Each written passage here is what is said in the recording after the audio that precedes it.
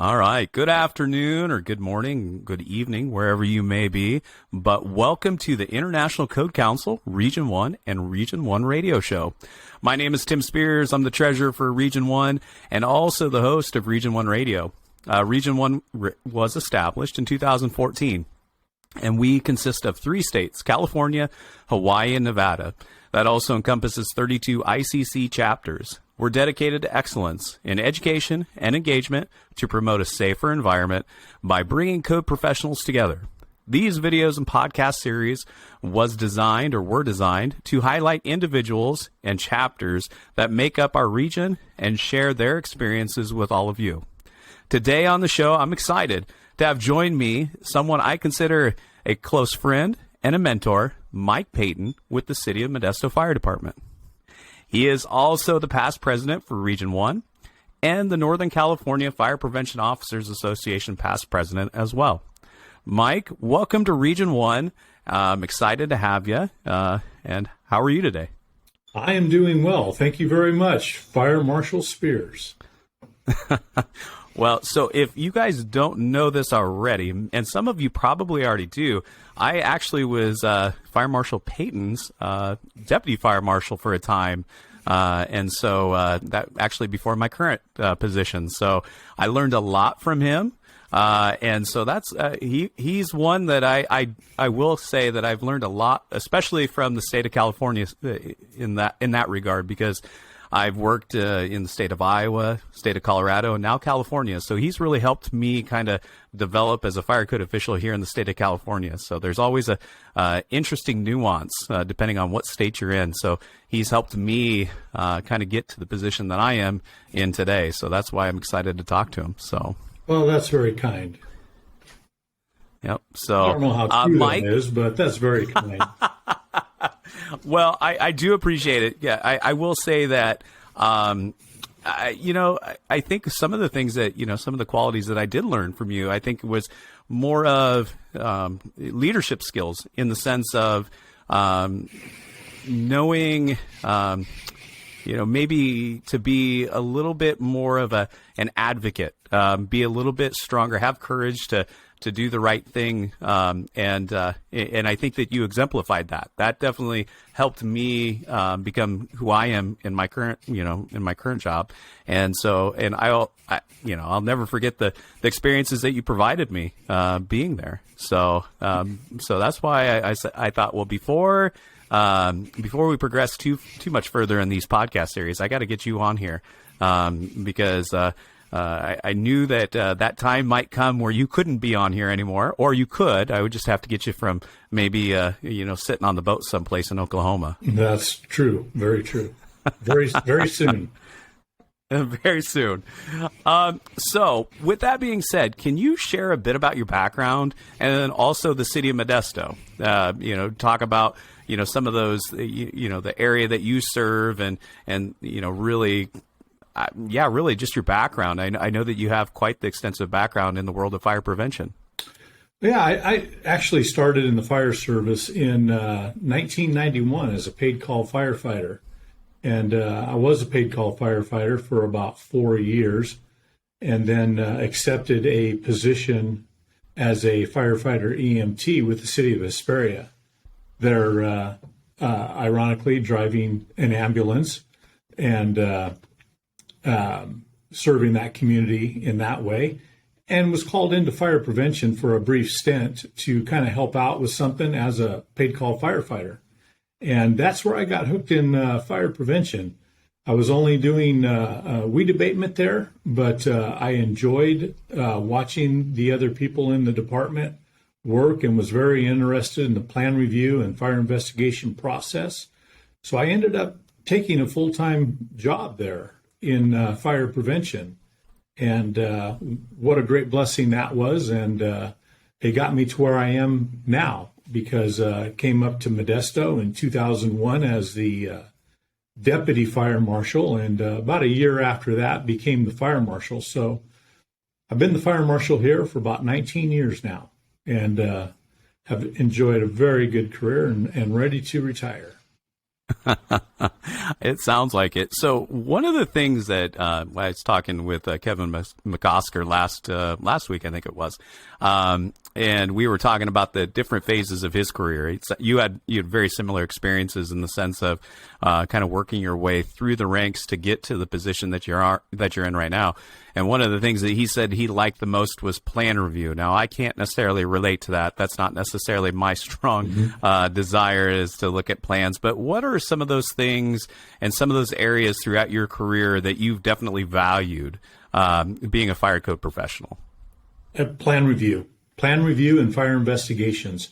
I would say that the path to becoming a fire marshal in this arena is plan review, because it gives you the code experience to be able to know what you're talking about and learn the codes and get into the codes, which also brings you into code development eventually if you want to keep going further.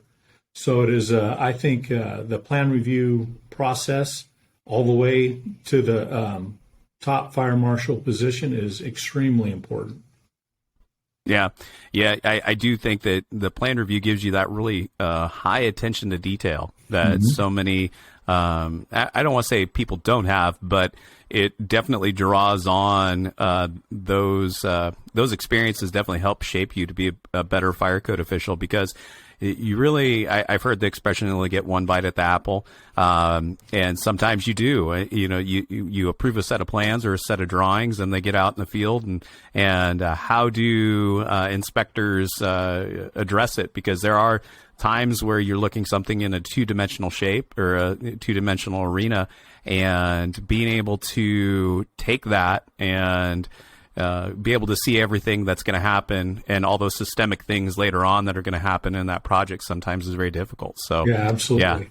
Yeah. I was very blessed to have, when I was starting out, I got to sit just a few feet away from the building department plan reviewer when I was learning and coming up.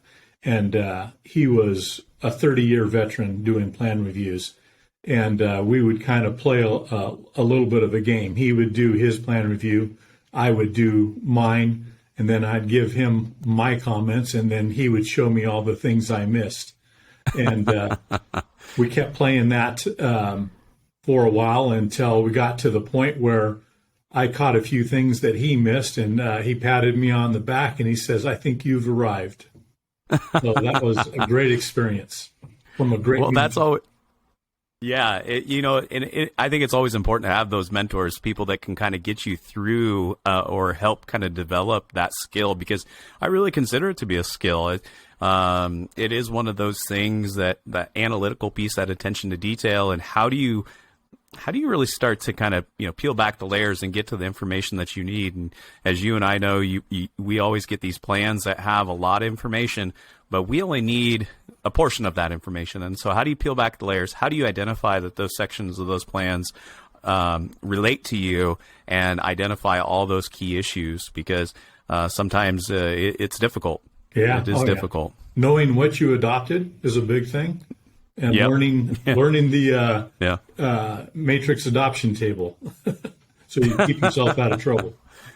Yeah. So if you're listening to this in maybe Hawaii or Nevada, the matrix adoption table is one of those things probably unique to the state of California, wouldn't you say, Mike? In our fire code. Yep. Absolutely. Yeah. So the state fire marshal's office adopts building standards, and those building standards become what we call our California Fire Code, which is a version of the International Fire Code. But we have our amendments, and then we make it a little bit more challenging. Then we even amend it further depending on your municipality. So it's always interesting to be able to take that and identify which sections and which appendices that you adopt, so that way you know how to enforce it. Because I can probably attest to it. Like, I've gotten down and I'm looking at something, and then come to find out that we didn't adopt that section, so it has absolutely no relevance or bearing. But so you talk about that experience sitting next to that plan reviewer in the building department. We all take different paths throughout our career, right?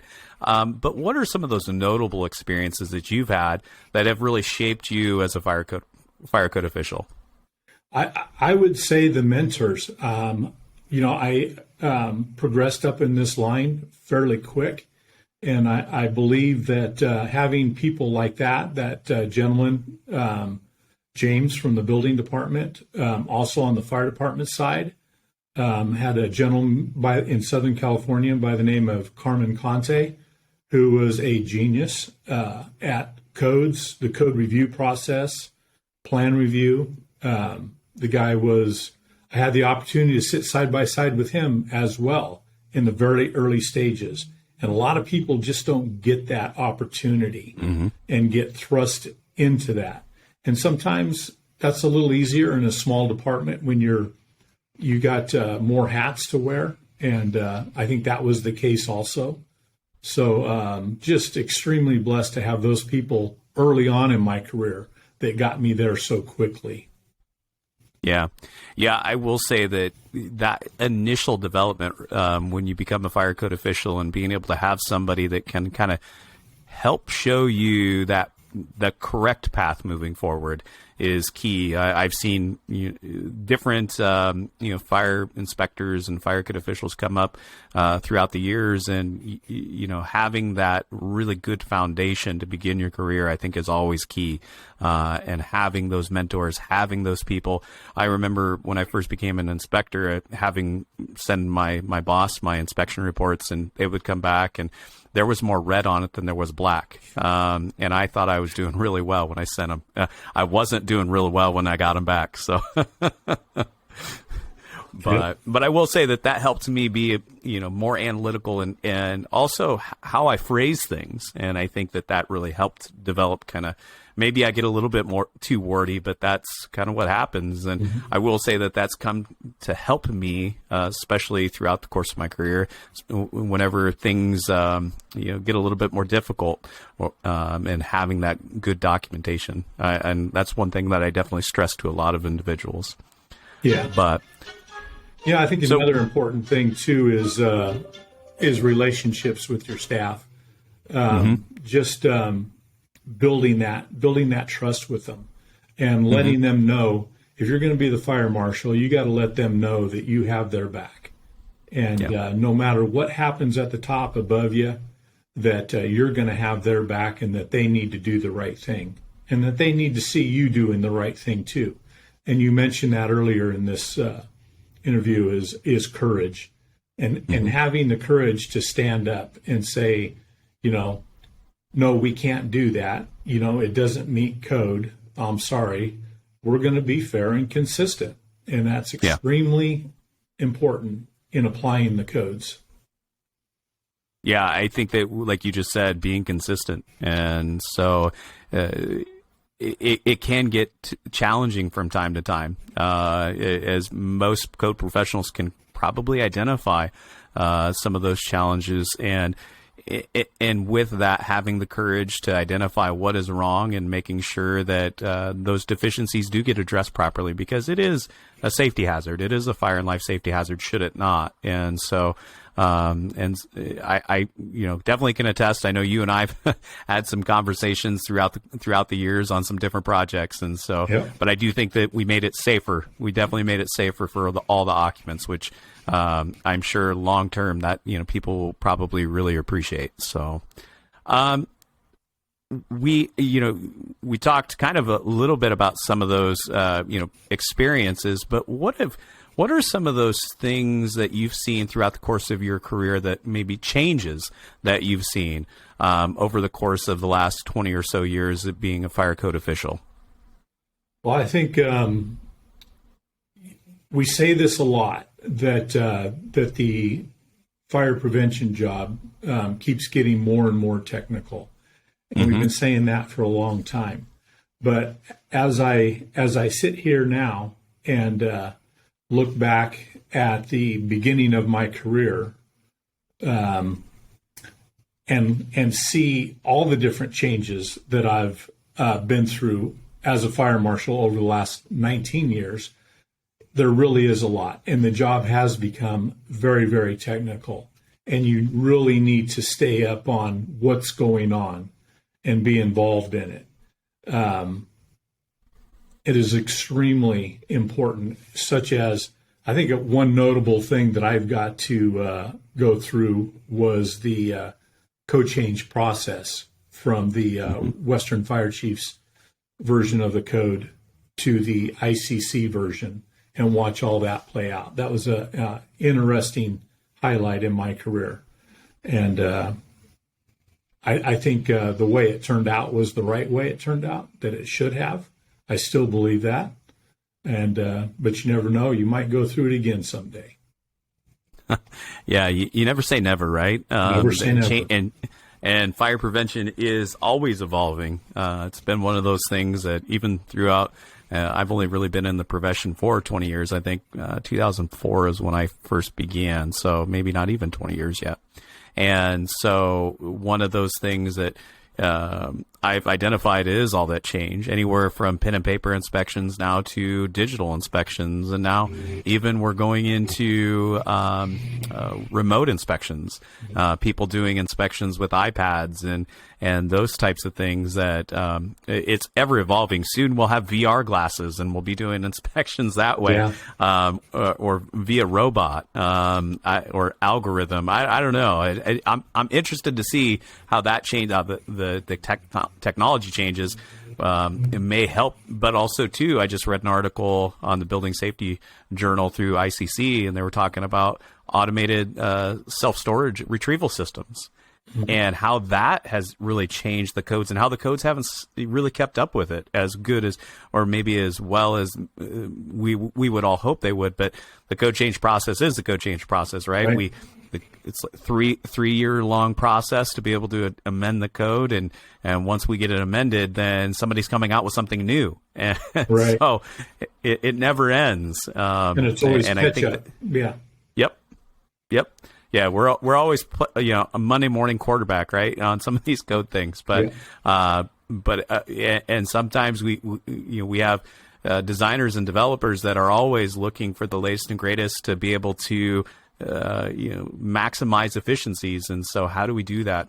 And so that was a good article. It talked about some of the challenges and things to look for from a fire protection system standpoint. So I think the other big change, and you kind of touched on it a little bit, is the ability to do plan review electronically.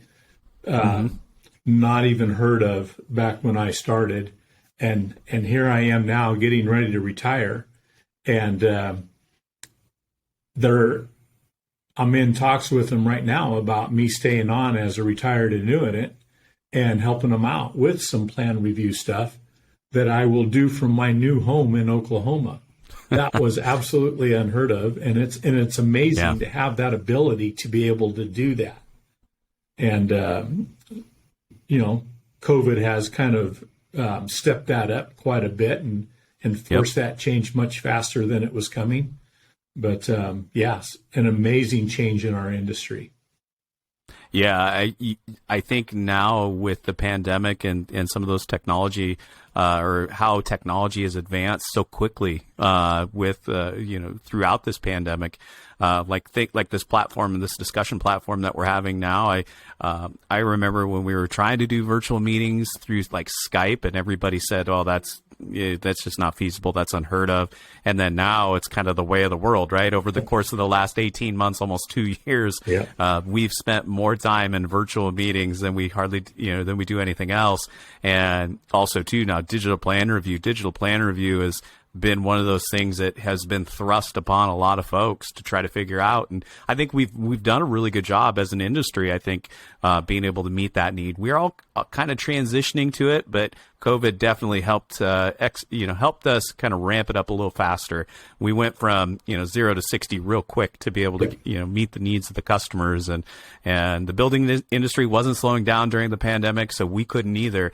And so how do we meet those needs? And I think that digital plan review definitely helped out quite a bit. Necessity is definitely the mother of invention. Yep, I agree. So you kind of talked about, the technical aspect of how we, as code professionals, and how that's changed over the course of the last year, or not last year, but the last 20 or so years. And, the code books definitely seem to double in size. I think we're still only on one volume of the fire code. But I do think that eventually we're going to get two, just like the building code.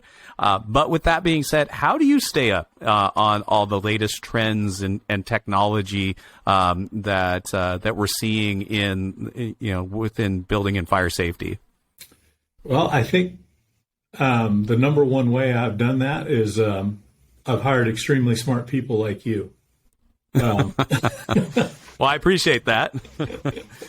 That's one way, but just being involved and staying involved with like ICC Region 1 and staying involved in NorCal and being part of the code process and on the code committee and doing things like that. The training classes that come along is what no matter what level you're at, you should always stay involved in. You're never too good to step into a class and stay brushed up on things. It'll only make you better. Yeah, I agree.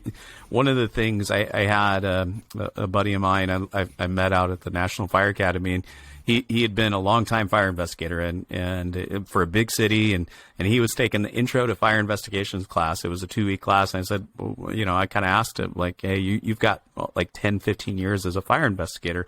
Why are you taking this class? And he says, you always learn something new. Whether or not, I'm not here to teach the class, I'm here to learn. And so I can be able to learn something from these instructors or help reinforce some of the knowledge that I already have.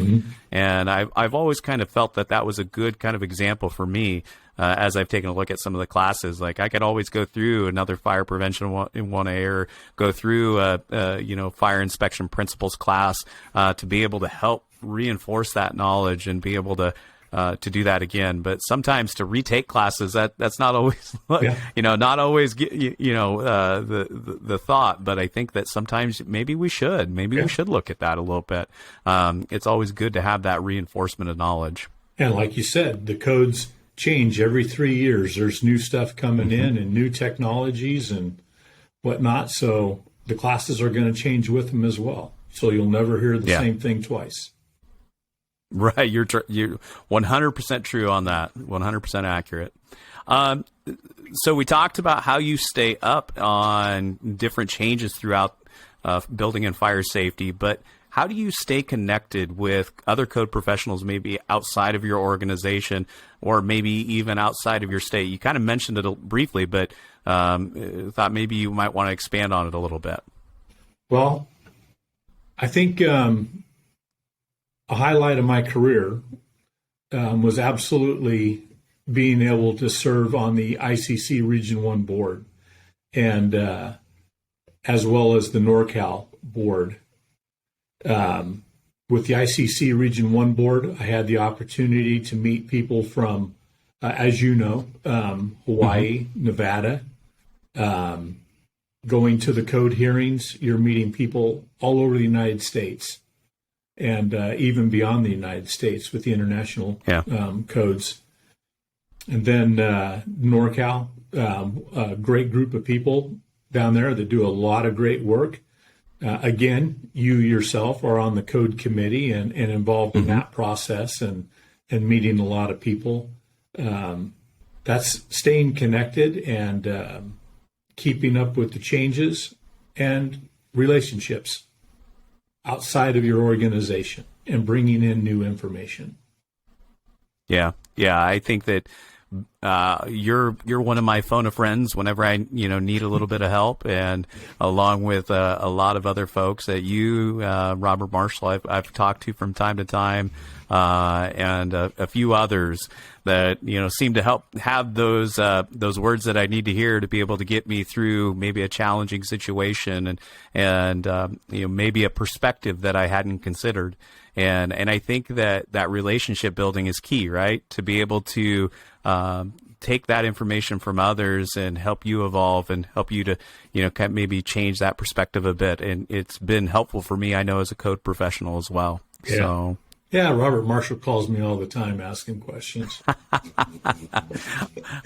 I am going to cut this. This is at this is at 26 minutes in. So I'm going to send him this link because I'm sure he'll appreciate it. But I'm sure he does. I mean, I look at it this way. We all don't have the answers. We talk. I was just kidding on that. We do talk once in a while, but it's generally me calling him. Robert's an extremely smart guy, sharp guy. And he is. I don't, of all the people I know, he stays up on stuff more than anyone. And yep. I've benefited from his knowledge as well, but I do like to tease him at the same time.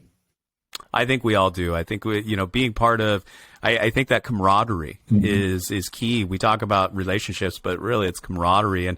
And I will say that the Northern California fire prevention officers, even, really the Southern, I think, California fire prevention officers also have that camaraderie amongst all of us. And I met several of them when I was in Pittsburgh from the Southern chapter, and, being in the Northern chapter and having those conversations and building those relationships. And it's always unique, and you can kind of joke around with each other because you definitely share a lot of those same experiences. That's for sure. Yeah, the SoCal board has a great group of people, really good, and they've got their issues too. Most of them are Dodger fans, but we can get over that.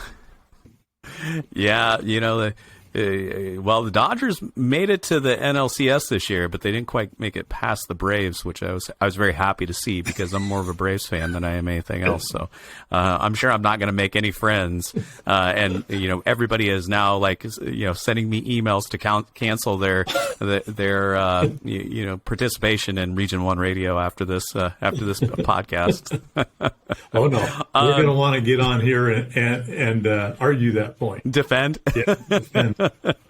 Yeah, if people don't realize, I mean, the Giants Dodgers in California, you would think that with the space that we have between the two entities, it would be a little bit more relaxed. It's not. It's quite the rivalry.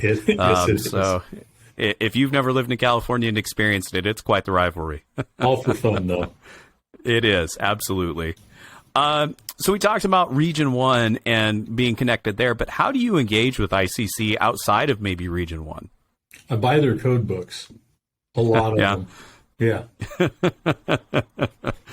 Yeah. Well, I will say that they do put out quite a few reference materials. I know when you and I worked together, we were buying some different ones. I particularly like the code and commentary because those are one of those things that helps give me as I read it, the intent of what that code section really is. And that's helped me a lot, especially when I've taken a look at some of those things that are outside or performance-based designs. Like what was the intent of this code section and why did they set this parameter this way? And it has helped me to be able to at least state a clear position if I've either approved it or not approved it. Yeah. Great book. Will give you a lot of insight into something maybe that you're considering and just don't quite have a finger on it. But also now, as you are well aware, that we have one for the fire code stuff now in California. Yep. A code and commentary that you were involved in putting together. Yep. Very long overdue. I think we got to give Jessica Power the credit for getting that started, and then Crystal Sajeski for finishing that off and getting it on the street. Awesome job to all of you for that. Very, very much needed. Yeah, I know that you started that process, and then I kind of worked in that process as well, and it is quite the text. When we were in Pittsburgh, there is a section in the back of that Crystal was able to put in there about the State Fire Marshal's office and the history of it. And so what was unique is we had Tanya Hoover at the code hearings for a couple days, and so she signed a copy for Crystal, which was it was very neat, and we kind of had a lot of fun with that. So So, Yeah. but yeah, we do have a code and commentary for the California, I don't want to say California amendments, but maybe more the Title 19 language that's in the California Fire Code. That's very unique to California, but I know a lot of other states definitely reference it in the sense of anywhere from the California State Fire Marshal standards, especially in flammability. And I know that, like, when I worked in the state of Colorado, seeing a California State Fire Marshal's office tag on there, at least I knew it was going to be flame retardant. Yes. It was held to a standard. And so now, and also too, motion picture industry is very big here in the state of California. And so there's a lot of information that relates back to the motion picture industry that I'm sure probably has worked its way into the base code. Same thing with wildlife and defensible spaces has worked its way into the code as well. And so it's one of those things that if you ever want to see how California did it, that code and commentary book on the California amendments is definitely worth taking a look at. I think that it gives you a good perspective on how those things were developed over the course of the last many, many years. Yeah. Good education tool. Yep. Let's see here. So we talked about, some of the different things and how you stay connected, but continued education is definitely essential to what we do. What do you feel, as somebody that's been in this profession for a long period of time, are some of those skills for fire code officials to develop and be better at, and be more successful in their current position? Oh, reading and writing. Yeah. Yep. Be articulate. And but reading and writing, the ability to comprehend and write papers and be clear is extremely important when you're communicating with customers and people that aren't aware of what is going on, and you're trying to explain it to them. Mm-hmm. Yeah, I think that being able to convey that message is key. And I do agree with you. I think that if you can't write your basic fire inspection report, then we're in trouble. And it's one of those things that if you can take the time to, use and that was one of the things that's been hyped or been pressed upon me throughout my career, is just making sure you use correct grammar, punctuation, all of those things. What we've done, I will say that a lot of the technology pieces that we've implemented has made it maybe a little less, I won't say less important, but less stressed upon people as they come up through the profession, because now the code section's right there. And they're like, well, all I have to do is just give them the area that they have to take care of that because it was wrong. I said, no, you still need to make sure to articulate what they need to do and where it's located, the who, what, where, when, and why. The having the code section through those checklists is just kind of gravy. You need to articulate and be able to have a better description of what it is. I remember one time I told somebody that they needed to put electrical wiring in a junction box. And so I thought it was very clear. I wrote it, in, and I didn't put approved junction box. Do you know what they did when my friend went back for the reinspection? It was in an approved cardboard box. And so I'm like, I don't know how they got junction box and cardboard box, but that's what they put the electrical wiring in. So I'll never forget that. And I thought I was clear. Apparently I was not as clear as I needed to be. So we talked a little bit about the pandemic and the COVID-related responses, and we've seen those technology things advance and change our service delivery.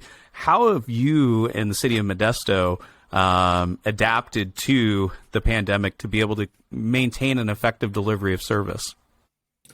Well, for fire prevention, we really didn't slow down too much.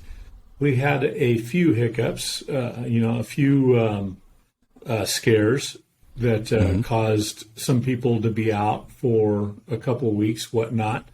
We sent everybody home for a while, but as you said earlier, the construction industry did not slow down. So we kept people staffed that were willing to come in and be staffed and follow the guidelines wear their mask and whatnot. And I came in. If I had staff that didn't want to do certain things, I was here every day. I didn't miss one day because, well, that's not true. We had a COVID scare in the office that required me to be out of the office because I came in contact with them, even though I never had got it. But yeah, pretty much we stayed working the whole time and took care of the community and all the work that was coming in. And our contractors in this area were the same. They weren't holding off. They were still going full bore. So in order to keep up with them, we stayed up with the process. Yeah, I will say that it was surprising to see how much more, I don't want to say more building was happening, but it was very busy during, especially in those first initial stages after a little bit of a lull, but not much of any. But then but they needed that same level of service delivery. They still needed inspections. They still needed plan review. I know, like you, we also implemented a digital plan review, service. And would you say that was of great benefit in the sense to many of those contractors to maybe not have them come in and drop off a set of plans and maybe help build some efficiencies in that overall system? Yeah, we did. We set appointments that they could come in by appointment only and drop them off, and then we would accept them at the door. We got into doing just mailing them, and we started mailing stuff back and forth, and we just jumped all over that and got our customers used to doing that. And we took the hit on our side of paying to mail the plans back to them. And because it was such a fast process that we jumped into, so we just made it work and kept the system going. Yeah, I will say that we've kind of done the same. And one of the hiccups that we ran into was emails. So we would have them email plans in on occasion, and whether or not our email inboxes had sufficient capacity to be able to accept it. And so I think we kind of probably, like you guys, tried to start thinking outside the box of how do we do this. And so we moved to some different file sharing platforms to be able to help us be able to get that information in. And I will say that that's been one of those things that has helped us out quite a bit. So we talk about technology, and really technology's really become an essential practice or an essential piece to what we do. What types of systems do you guys currently operate, and what are some things that you maybe see coming in the future? Well, currently we are using Zoll as the fire department's platform for everything, for doing inspections to emergency response for the CAD. And we've got that on a mobile unit now, too, through our Surface Pros. We have had some difficulties and some a rough go at times when there were glitches in the system, and getting Zoll to work with us on some of this stuff. But overall, it is definitely better than a clipboard and paper. Yeah, you can go out and do an inspection and take pictures and put them in your inspection violation paperwork and just email it right there on the spot. That's progress. That is definitely progress from when I started. So I think our building department has moved to track it. Like anything that's new, it probably wasn't implemented quite right, a little too fast, but I'm sure they'll work through the issues just like any other program that's first implemented and rolled out to everybody, and they have to learn. In the future, I'm not sure. Right now, we are kind of staying with the Zoll platform. We have looked at others, but came back to Zoll just because of the amount of data that we've had. We've been using Zoll since 1997, and we have over 20,000 occupancies in our system with just probably 1 million different violations and notice information in there. The amount of data is incredible. Matter of fact, Zoll told us that we had more data in our system than any of their clients. So I don't know if that's a good thing or that's a bad thing.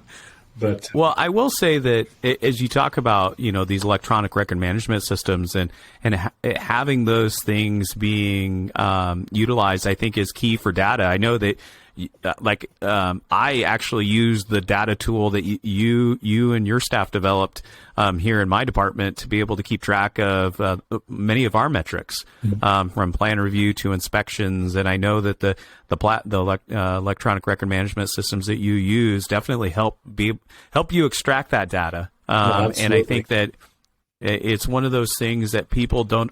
I don't think you really appreciate until you really need it, right? And so and I think that data, being able to extract the right reports and have that information to be able to show, we always talk about public value and how do you quantify a fire that never happened? Well, that's how what you have to do with the data that you have. And you have to be able to extract that data and be able to show the policymakers of all those things that you do.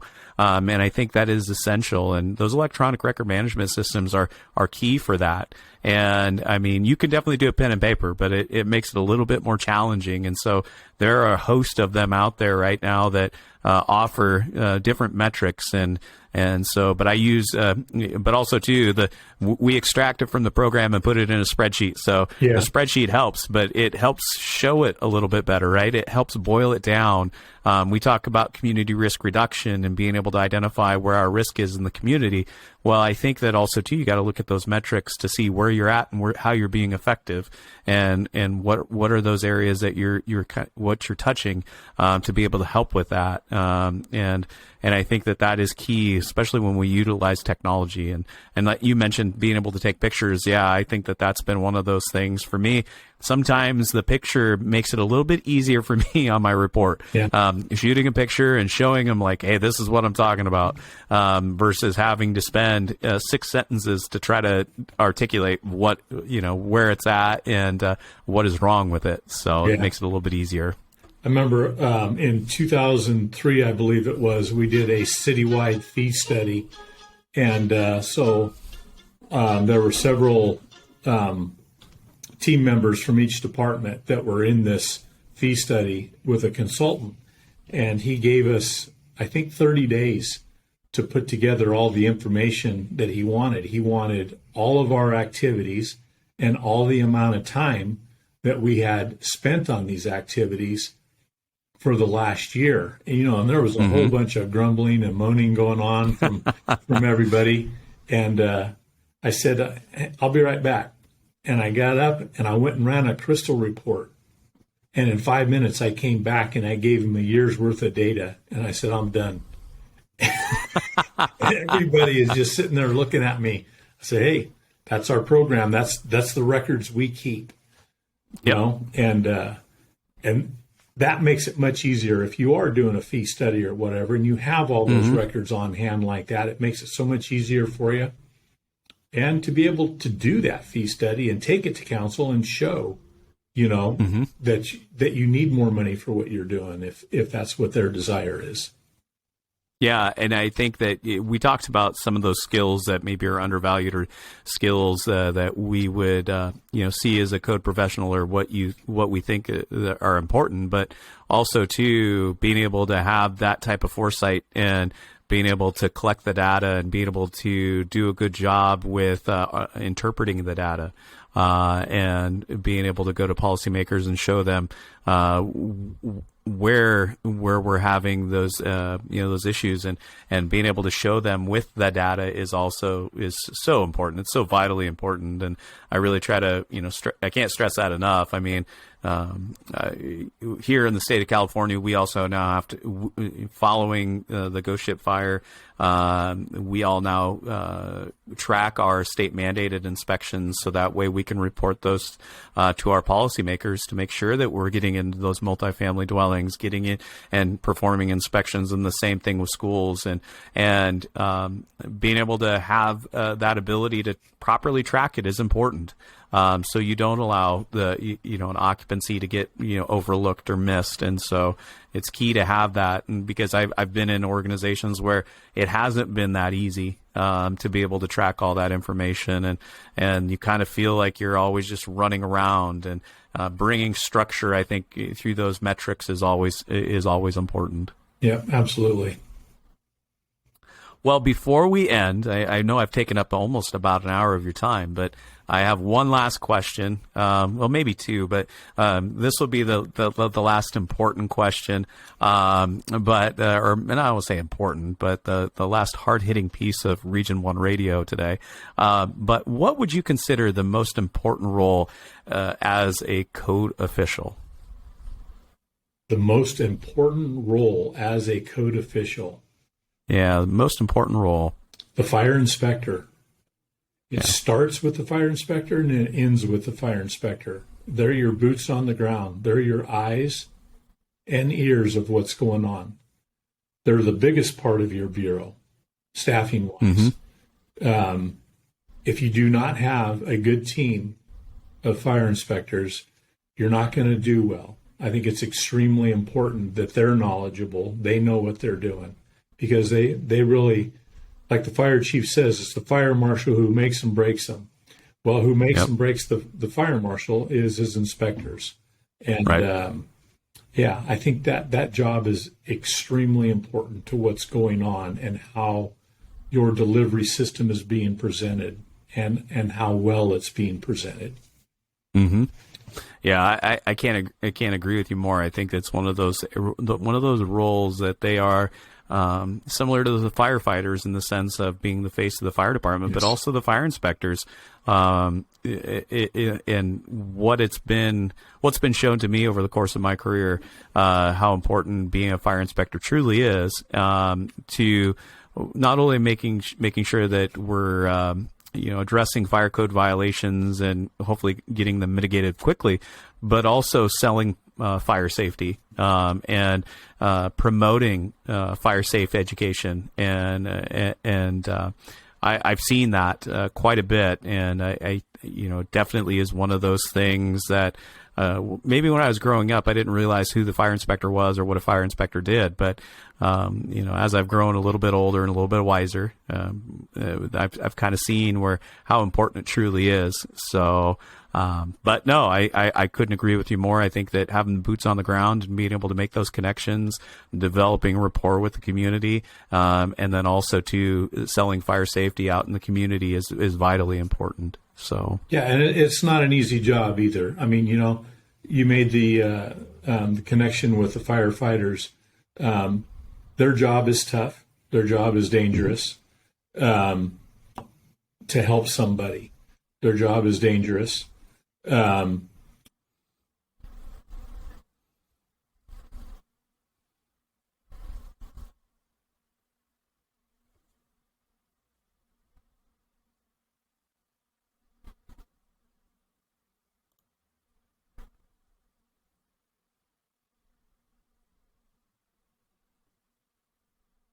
I think I lost Mike.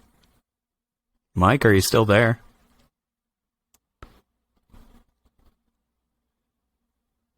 Well, I think I lost Mike, but I think what he was going to say is sometimes we have to be able to articulate different positions, especially when times get a little bit tough.